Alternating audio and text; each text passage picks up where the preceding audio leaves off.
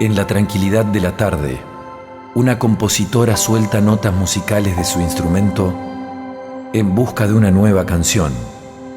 El rumor de la correntada se cuela en su inspiración y el movimiento suave de las copas de los árboles del litoral le ofrece una cadencia musical. También aparece oscuramente el peligro en que se encuentra este paisaje natural, que también es cultural y artístico.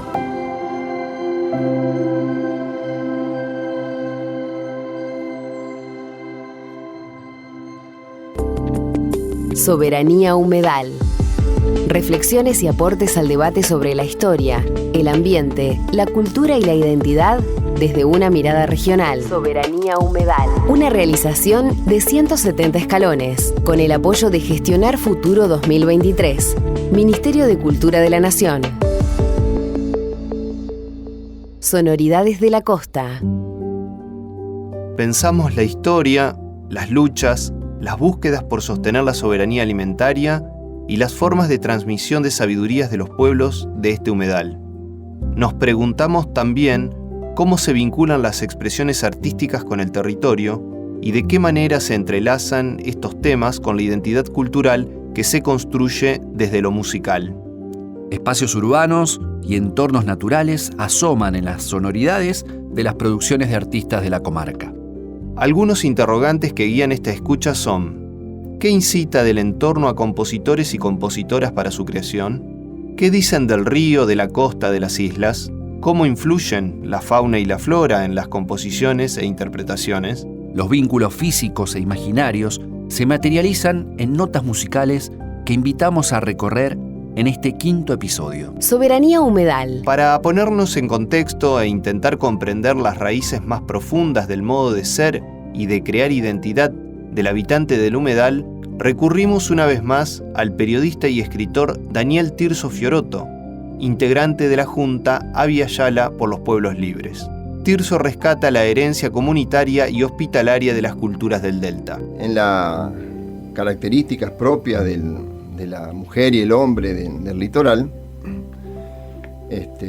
tenemos una herencia extraordinaria en nuestra cultura de las familias que han habitado los humedales, principalmente el delta, ¿no? Marcos Sastre dice en su obra El Temple Argentino, le dedica toda una página entera a las características de la mujer y el hombre de la isla, y dice que su condición central cultural es la hospitalidad, ¿no? Es decir, el estar dispuesto, pero lo aclara. No el dar porque, en fin, hoy yo, mañana me devuelve, mañana obtengo algo. No. En el centro de la felicidad de la mujer y el hombre de la isla y de los costeros está el brindarse, el dar lo que se tiene y lo que no se tiene. Si hay una cama, dar esa cama. Si hay un plato de comida, esa comida es para el forastero, aunque no lo conozca. Eso lo escribió Marcos Sastre hace más de 100 años, ¿no es cierto? Y explica en gran medida las características que nosotros hoy vemos en las pescadoras, los pescadores, como es el caso de Minga Yala, que es como una expresión genuina de la gente que ha vivido en el río, en la isla, ¿no es cierto? Y que conoce y que ha pensado su misma historia, ¿no es cierto? Así como Marcos Sastre hablaba de la hospitalidad como central, como eje de la vida, nosotros vemos en las obras que hablan de la filosofía de vida guaraní que en el centro de su economía estaba el yopoy, que le llaman ellos, que era una suerte de economía de manos abiertas mutuamente, ¿no? Yopoy, manos abiertas mutuamente.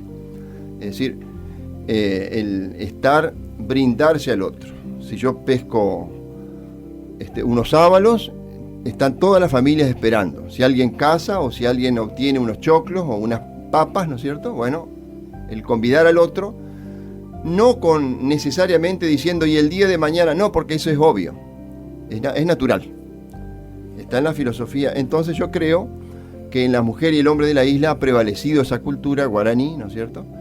Pero hay toda unos estudios que hablan de la vida de los familias Chanatibú, que le llamamos, o de la cultura Goya Malabrigo, que ha tenido también una vida comunitaria que ha sido milenaria en esta zona, en este caso más de 2000 años, y que en la última década ha habido estudios extraordinarios que muestran las culturas de los montículos, en donde se han encontrado decenas y decenas de montículos con restos humanos, con restos de utensilios que usaban para su vida diaria, con los restos de las comidas, ¿no es cierto?, y de las cerámicas que usaban, y se ha investigado en esas cerámicas que no solamente comían, qué sé yo, ostras o pescado, sino también maíz, poroto, calabaza, ¿no?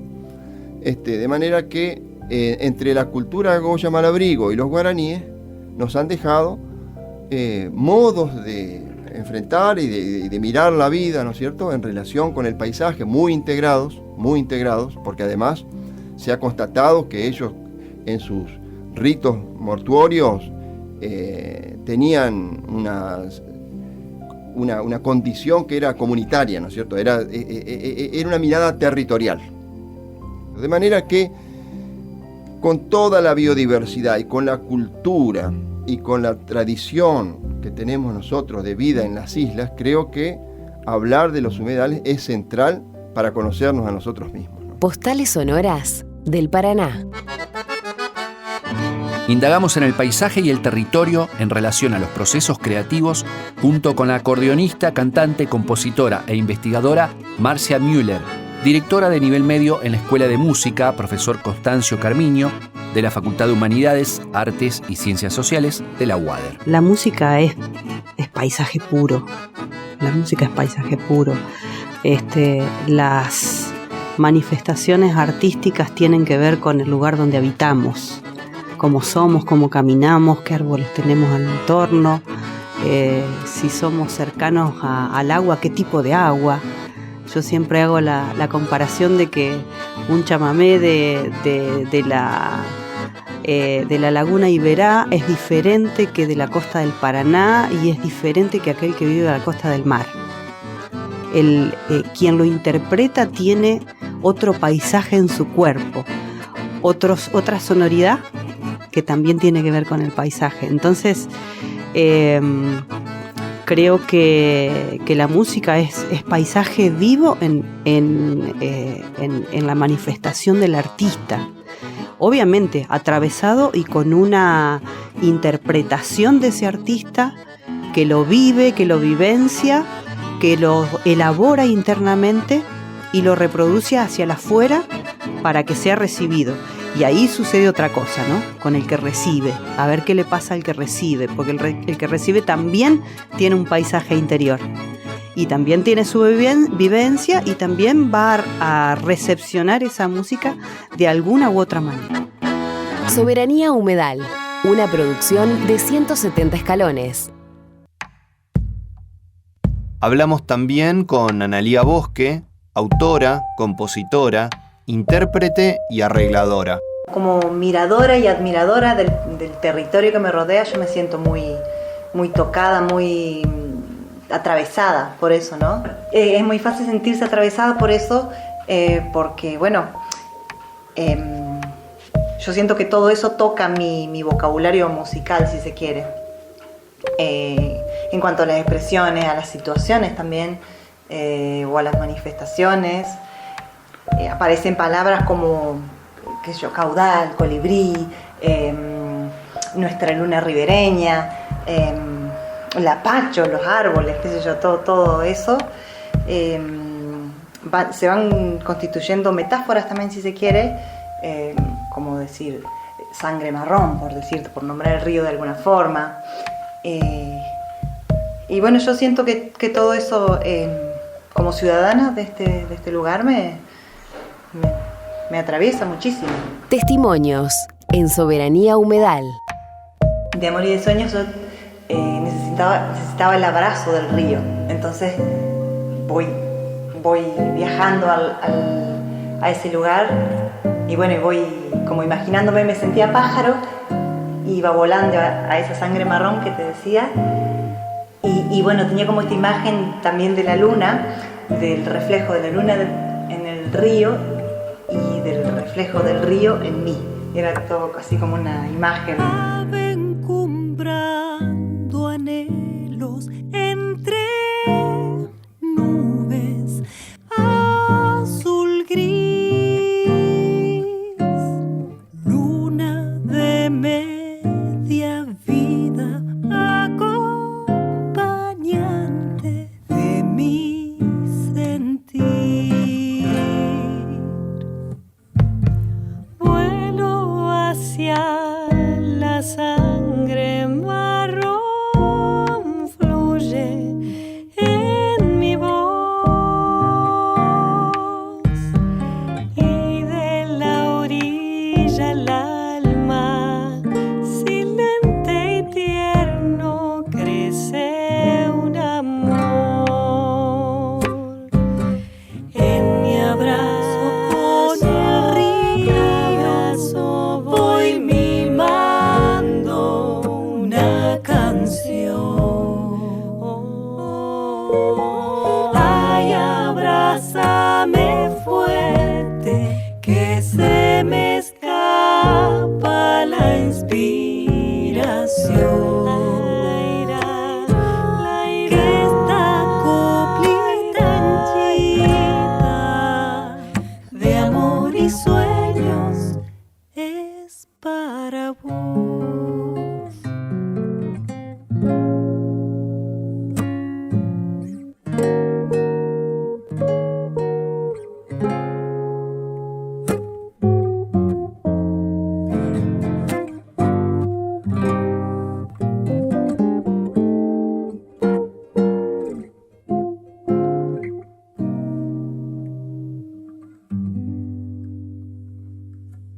Viento desordenando caudales del corazón, brillo de un vestido de luna en río, de vida en mí. En mi abrazo con el río voy mimando una canción. Ay, abrázame fuerte, que se me escapa la inspiración. Que esta coplita henchida de amor y sueños es para vos.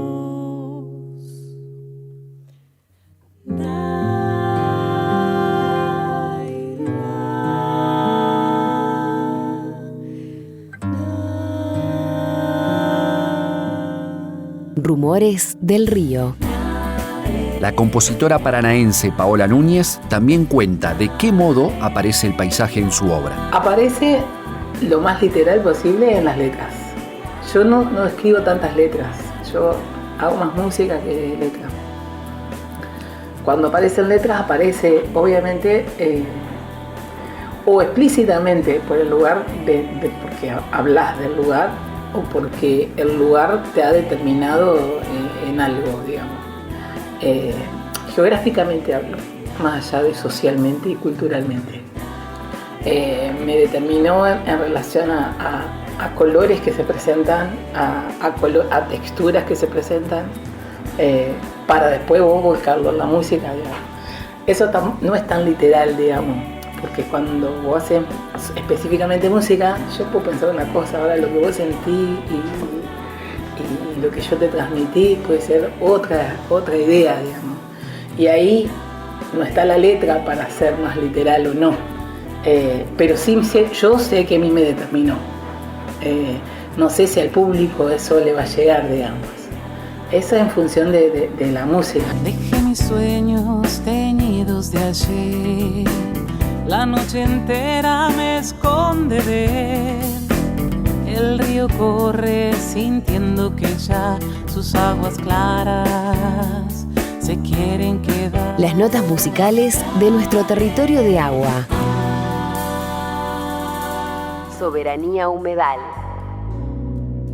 ¿Cómo se vincula la existencia en este rincón del mundo con una producción en particular? Se lo preguntamos al pianista y compositor Sebastián Macchi. En mi caso siento que ese paisaje atraviesa por completo. O sea, me atraviesa a mí como ser, como persona, en todo, ¿no? En el modo de hablar, en el modo de andar, y en cuanto a lo que hago, completamente, ¿no? En cuanto al hacer musical. Como que sucede incluso a pesar de, digamos, ¿no? Como sucede sin querer, ¿no? Como que se mete el paisaje, digamos, en lo que suena, en las músicas, en las letras. Y al mismo tiempo es parte de una búsqueda, de una elección también de vivir acá, ¿viste? De crear en este lugar, de ponerse al servicio, digamos, de la expresión de este lugar y de este tiempo. Las notas musicales del humedal. Yo siento que como que hay una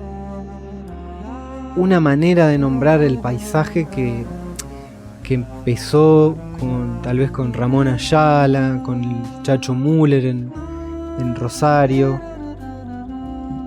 de algún modo también con Aníbal Zampayo, y una búsqueda de la canción Paranacera que nombraba el Zurdo Martínez, que yo me siento en una misma dirección, más allá de que de repente estéticamente ya también haya otros elementos y otros lenguajes, ¿no? Musicales, pero de algún modo yo siento que ellos empezaron un camino en estas regiones, ¿no? Que de repente lo más tradicional no hacía tanta referencia a eso, ¿no? Como también a problemáticas, ¿no? Como los oficios del río, era como más lo pintoresco, ¿no? Y bueno, yo me siento en esa tradición, bueno, en la que también obviamente está el Negro Aguirre. De mis pares puedo decir que el Pedro Guastavino también. Pero ya te digo, de repente estéticamente uno puede notar diferencias, pero siento que lo más profundo, que es de dónde parte la cosa, tiene que ver con algo parecido, ¿no? Con querer una canción que sea parte de esto, ¿no? Que una canción que pertenezca a este lugar, que esté atravesada por todo lo que sucede acá. Que no sea solo paisaje, sino que también tenga el factor humano, ¿no? Sí, claro, las problemáticas, ¿no? Todo lo que sucede, ¿no? Nombrar todo lo que sucede en estos lugares. Postales sonoras del Paraná. Los procesos creativos llevan también, en algunos casos, a buscar la proximidad cotidiana con el río y sus sonoridades. Carlos el Negro Aguirre, pianista y compositor, narra su decisión de mudarse al barrio paranaense de Bajada Grande, donde existe una comunidad artística que intercambia sus experiencias. Me fui ahí porque buscaba como una proximidad con el río, un lugar donde pudiera tener como una cotidianidad, digamos, con ese paisaje. Bueno, eso. Y felizmente también se daba la coincidencia de que varias personas cercanas al entorno, así artístico, tenían como ganas de arrancar para ahí, algunos ya estaban instalados. Entonces hay como una comunidad linda así no es que nos veamos todos los días, pero sabemos que estamos ahí y que podemos encontrarnos y cruzar incluso procesos, ¿viste? Bueno, en el caso de la música, bueno, de nuevas canciones, bueno, es como lindísimo esa posibilidad, ¿no? Como distintas lecturas de ese mismo lugar. Es una fuente de inspiración muy grande porque el río digamos, tiene una multiplicidad enorme así de micropaisajes y de sonoridades y de texturas. Eso como, digamos, así, haciendo una lectura así muy, te diría, técnica, así, desde el arte, pero también, digamos, hay una problemática súper compleja que a mí me genera como mucha preocupación y que de alguna manera también va poblando, digamos, las letras, por ejemplo, de mis canciones, y del cancionero que ahí se gesta, digamos, porque hay otras personas que escriben y que van también un poco al hueso así de esas problemáticas. Bueno, uno desde el arte intenta de alguna forma acompañar esas esas cosas, digamos, o hacerlas visibles de alguna manera para que, bueno, tomen otro camino también, ¿no? Sebastián Macchi es otro de los artistas que eligen Bajada Grande. Explica por qué y los cambios que se dan en el entorno. Vivo en Bajada Grande, que elegí vivir ahí porque es un entorno realmente donde lo natural de esta ciudad se pulsa muy fuerte, porque es un barrio que no fue trazado y todavía son como cercos verdes y todavía cruzan aves, viste, migratorias por arriba y ves bichos que aparecen, insectos todo el tiempo nuevos, y realmente, bueno, una elección vivir ahí. Y ves cómo va avanzando la ciudad, cómo de repente están haciendo una torre frente al río y barrios privados y todo eso. Y no sé, a veces me pongo triste y también, bueno, al mismo tiempo a veces digo, bueno, lo suerte es que todavía lo estamos pudiendo ver, todavía puedo criar a mi hija ahí y ella todavía ve esto, ¿no? Ve los atardeceres. Digo también porque a veces caer en una cosa así que te arrasa emocionalmente te puede llevar también a un lugar ya de destrucción, ¿no? Digo, como de que ya en vez de poder sostener una voz y hablar y tener otra campana, estas cosas, que yo te lleve a apagarte, ¿no? Y es importante, digo, dimensionar que, bueno, todavía estamos también, todavía está vivo, todavía lo vemos, ¿no? Soberanía Humedal, una producción de 170 escalones. Marcia Müller también habla de las transformaciones en el territorio y la función artística. Voy a utilizar una palabra poco protocolar, pero los artistas somos los primeros alcahuetes de lo que pasa. Porque, si, no sé, yo lo vivo en carne propia, voy al río y veo que el agua está contaminada, me cortan al medio. Entonces, lo primero que voy a decir es lo que siento.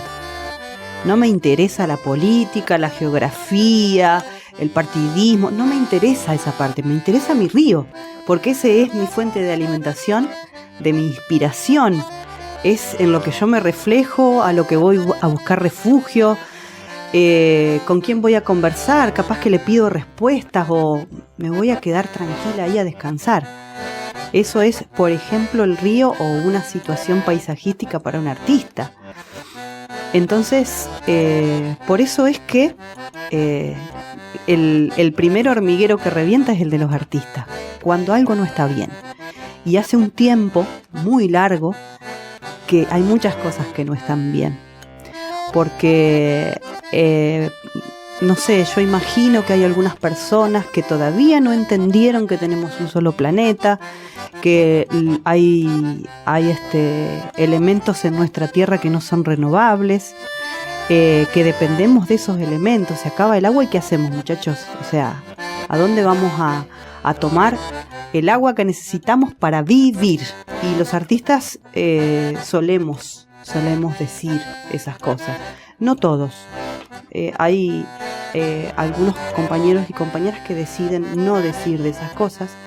Sin embargo, dicen igual, porque por esto mismo que hablábamos al principio, el músico tiene el paisaje y la vivencia y el sonido. Es imposible no decir algo cuando uno está haciendo música. Soberanía Humedal. Tirso Fiorotto se refiere a la interlocución poética con la fauna y la flora del litoral. Si vamos a la literatura del litoral y el cancionero del litoral, están presentes centralmente los arroyos, ¿no? Los arroyos, la isla, los poetas nuestros, los compositores, el Chacho Müller, las canciones de Zurdo Martínez, las propias de Linares Cardoso, las poesías de Juan L. Ortiz, ¿no es cierto? Permanentemente aparece ese asombro por la relación del ser humano con el arroyo y el sauce, ¿no? Por un lado, el sauce, ¿no? que también embriagó de poesía a Juan L. Ortiz, y por otro lado también, y junto, como opuestos complementarios, el sauce, pero y el ñandubay, que expresa más otro modo de vida y más un espíritu, podemos decir, de lucha del litoral, ¿no? Es decir, podemos decir, algo así decía un filósofo hace un tiempo que falleció, ¿no? Gustavo Lambruschini, hablaba del ñandubay como expresión de la lucha, y el sauce como expresión de la poesía, de la mirada del ensueño propio del litoral con su paisaje, ¿no?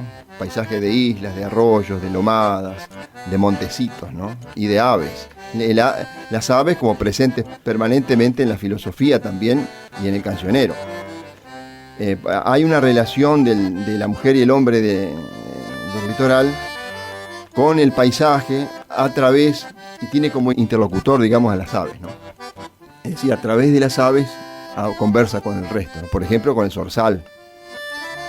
Y hay poetas entrerrianos que lo han expresado de una forma brillante que muestra la condición, llamémosle, esperanzadora siempre de la mujer y el hombre de Entre Ríos, ¿no? Estás escuchando Soberanía Humedal, una producción de 170 escalones. Soberanía Humedal.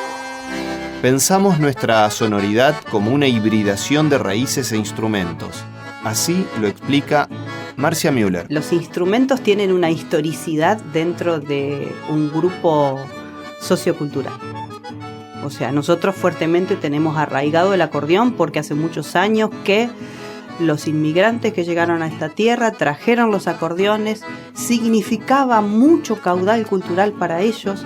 Nosotros lo apropiamos, tomamos la gente los pueblos originarios, los afrodescendientes y los inmigrantes, siempre digo, esas tres patas conformaron lo que hoy en día es nuestra cultura, y en esa hibridación surge lo actual o lo que va sucediendo en el cotidiano. Y el instrumento queda ligado a esa historicidad. Y cuesta mucho cuando uno quiere ligar a la música un instrumento que no tiene esa historicidad o que quizás no la conocemos. ¿Por qué? Generalmente en nuestra música, y no hace mucho tiempo, estamos hablando de la africanidad. Una de esas tres patas que yo siempre describo, que es nuestra conformación, que está como negada, ninguneada, corrida de lado. Bueno, un montón de cosas le ha pasado a la africanidad. Sin embargo, está. Yo cuento asiduamente sobre el tanguito montielero que, bueno, se toca con acordeón, sí, están los inmigrantes, es de una zona, o se tocó mucho en una zona de la selva de Montiel, donde sabemos que habitaban los charrúas, los guaraníes, perfecto, están los pueblos originarios. ¿Y los afrodescendientes? Y el tanguito es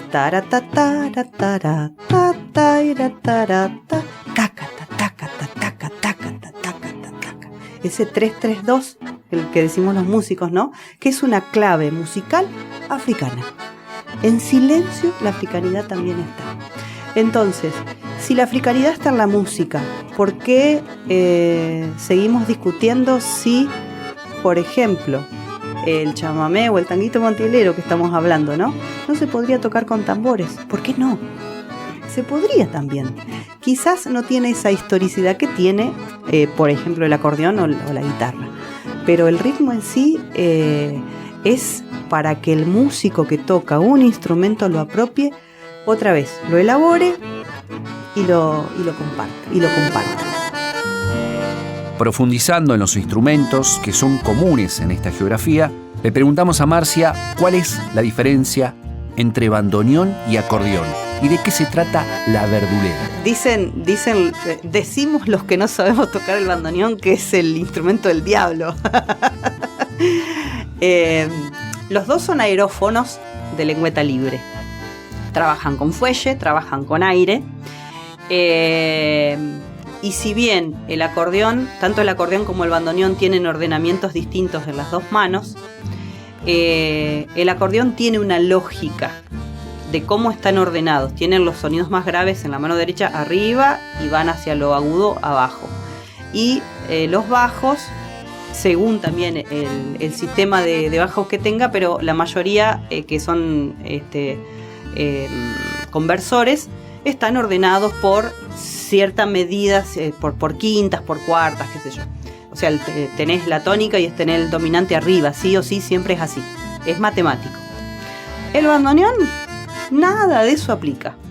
No tenés ni los graves arriba, ni los agudos arriba, abajo. Están todos entremezclados, abriendo y cerrando, suenan distinto. Y las dos manos tienen un ordenamiento particular. Así que prodigio lo que tocan los bandoneones. ¿Y la verdulera?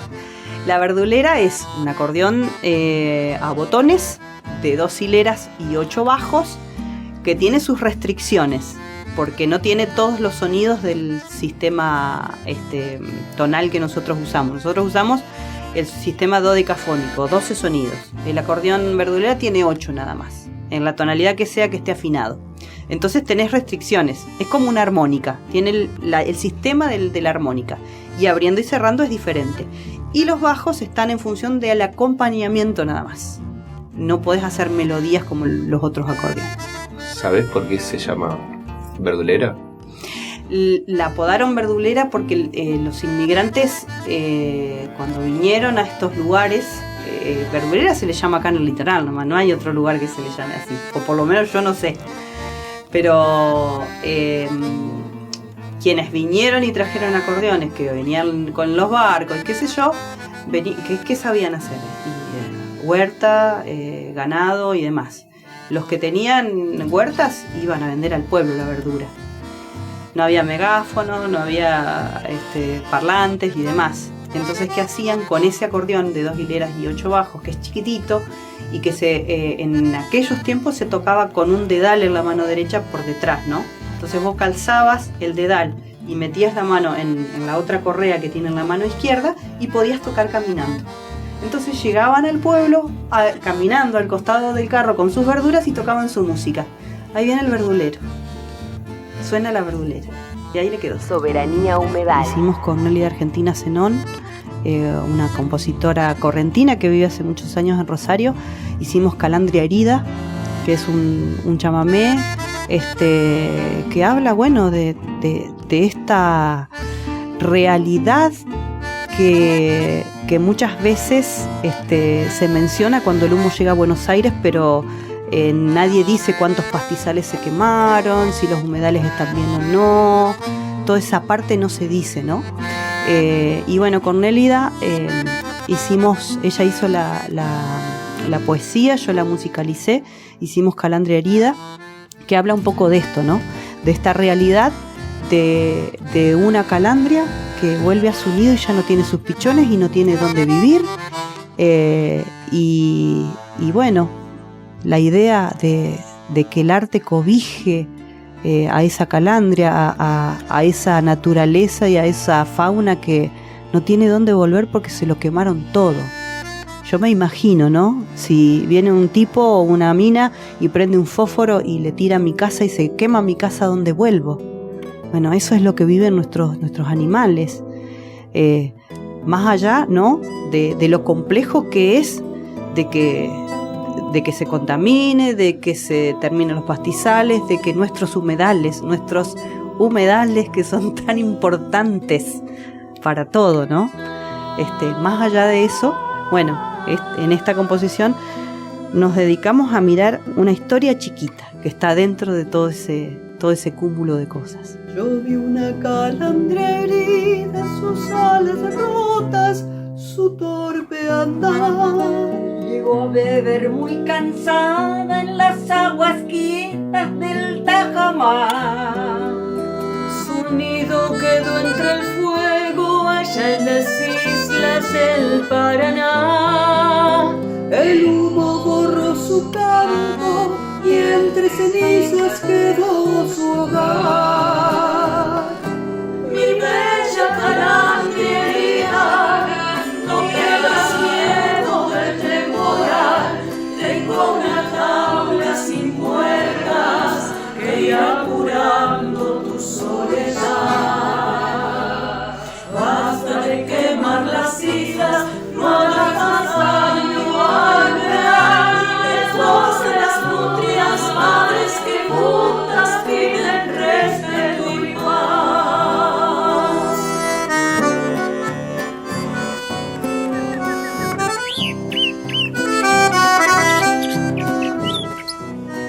¿Dónde se fueron los pájaros cantores que alegraban con sus trinos la alborada?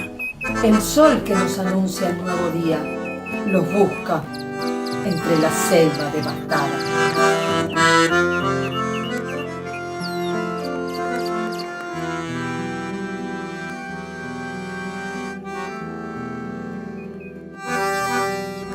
Cuando veo llamaradas que van surcando la inmensidad, ruego al Paraná, mi hermano, se vuelva lluvia para pagar.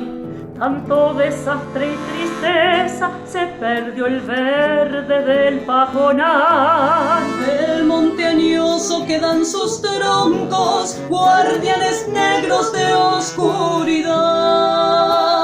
Mi bella calandria herida, no tengas miedo del temporal. Tengo una jaula sin puertas que irá curando tu soledad. Basta de quemar las islas, no hagas más daño al medal. Es voz de las nutrias madres que juntas piden respeto y paz. Basta de quemar las islas, no hagas más daño al medal. Es voz de las nutrias madres que juntas piden respeto y paz.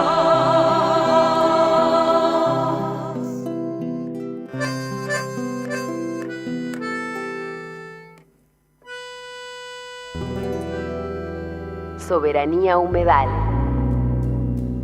¿De qué manera se transmiten en las instituciones educativas las sonoridades populares que son creadas en la región? Le preguntamos a Marcia, directora de la Escuela de Música, uno de los principales semilleros de artistas de la zona. Fíjate la historicidad de la Escuela de Música, ¿no? En principio era Escuela de Arte Escénico. Hasta hace, no sé, son creo que unos 10 años más o menos, o por ahí, todavía existía la carrera de técnico en música, que después eso se modificó por la nueva ley de educación en el nivel medio, ¿no? Y esa carrera, esa formación, tenía una mirada de conservatorio, que era propia de la época y que estaba bien. Y en el conservatorio pasaba que no tenía entrada a la música popular y folclórica. Entonces, estas manifestaciones quedaban de lado. Por algunas personas no eran percibidas como arte o como música o como que tenían el valor de ser academizadas. Hoy en día, y con mucha alegría lo digo, la música folclórica y popular ya va teniendo un lugar. No sé si el lugar todavía que es preponderante a lo que es relevante para los pibes en el cotidiano. O sea, yo sé que un pibe de San Agustín escucha más trap que, no sé, que chamamé o que música clásica, que Beethoven. Entonces para él es más relevante el trap. No sé todavía si en el porcentaje estamos dándole el lugar que necesita, pero sí estamos pensando, estamos recibiendo, estamos escuchando esa parte. A veces cuesta un montón, porque las cabezas no son todas iguales, ¿no? Con el cambio generacional también del cuerpo docente, también eso se va ayornando, porque ahora dentro del cuerpo docente tenemos rockeros, tenemos jazzistas, tenemos chamameceros. Entonces la lógica de pensamiento hacia la música va cambiando. A modo de despedida, nos preguntamos si estas creaciones que con el tiempo se popularizan deben o no responder a los criterios de la masividad. Marcia Müller nos da una pista. A veces pienso, y me destruye mucho el pensamiento, la cabeza, el tema de la masividad y la música, porque generalmente las músicas folclóricas y populares que están arraigadas y vinculadas al paisaje, a la cultura, al sentir profundo de la gente, no son masivas, o se hacen masivas después, o surgen ciertos íconos que la hacen masiva y que, no sé, vos pasás por el dial de una radio y si encontrás 20 emisoras y es probable que solo en una esté sonando ese ícono. Soberanía humedal. Le dejamos esta despedida a Paola Núñez y su composición Jacarandá, que en su versión actual incluye la voz rapeada de Emi Sersofio.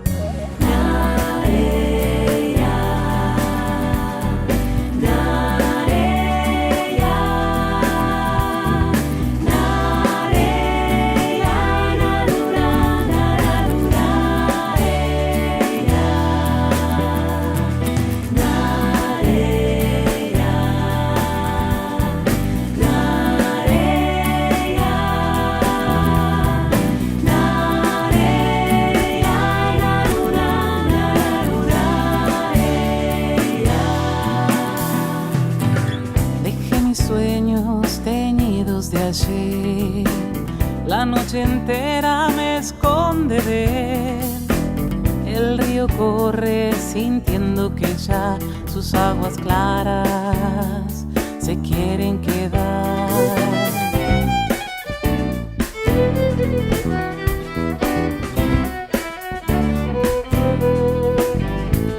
El sol que se mete en bajada, florece la floresta, la casa está embrujada, el vértigo en el brazo del robot, el anfiteatro devenido en meadero. Oh, todos los ángulos de las 5 esquinas, una ciudad sobre túneles de aire y encima en el cielo un monumento al mate, ¿eh?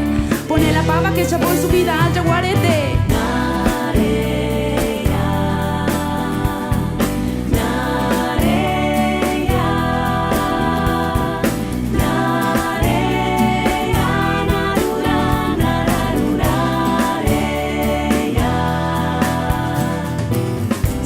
La tierra un lila fugaz, calles dormidas, hay siesta soñar, verdes que invaden un cielo azul. Yo soy marrón, dijo allá, como el Paraná. Paraná, Anará, una ciudad que aparece repentinamente y es de noche en la curva del acceso norte. Es tan luminosa que lanza tiritas de fuego hacia arriba y el cielo no sabe qué hacer porque está loca y maldita, pero es tan linda, la muy bonita, la queremos, las que le miramos suspiramos porque sentimos como que llegamos a casa. Sentada en la terraza es un paréntesis de alivio, aunque las vacaciones hayan terminado, qué fastidio, y mañana sea lunes otra vez. Que sonreirá al verte otra vez, el jacarandá reirá sin saber que fue su alma quien te hizo volver, que fue su alma quien te hizo volver, que fue su alma quien te hizo volver, que fue su alma quien te hizo volver, que fue su alma quien te hizo volver, que fue su alma quien te hizo